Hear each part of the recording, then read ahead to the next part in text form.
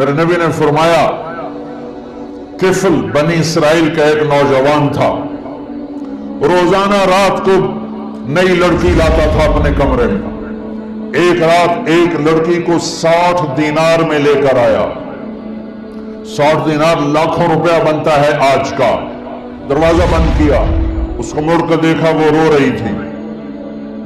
تو کفل نے کہا میں زبردستی تو نہیں کر رہا، سودا کیا ہے۔ اس نے روتے ہوئے کہا کفل عزت دار ہوں، پیشہ ور نہیں ہوں، غربت نے یہاں تک پہنچایا ہے کہ عزت بیچنے پہ مجبور ہو گئی۔ اس نے کہا کفل عزت دار ہوں، بھوک نے جسم بیچنے پہ مجبور کیا۔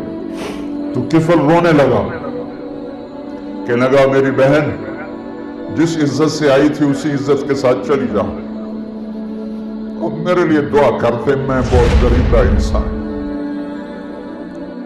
اور جو تجھے پیسے دی بہت بڑی رقم تھی، لے جا تجھے ہدیہ ہے۔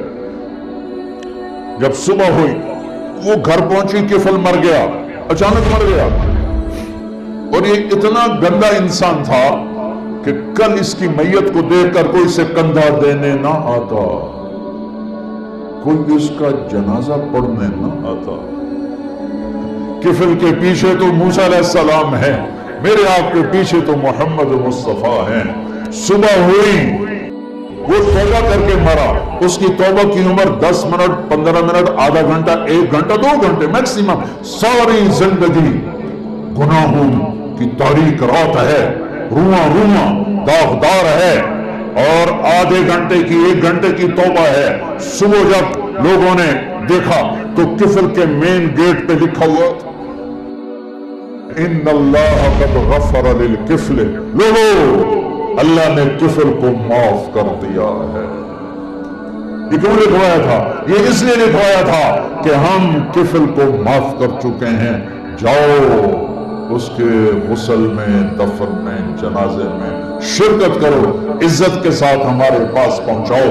یہ میرا اللہ ہے، یہ میرا اللہ ہے، یہ میرا اللہ ہے، رحیم و کریم و رحمان۔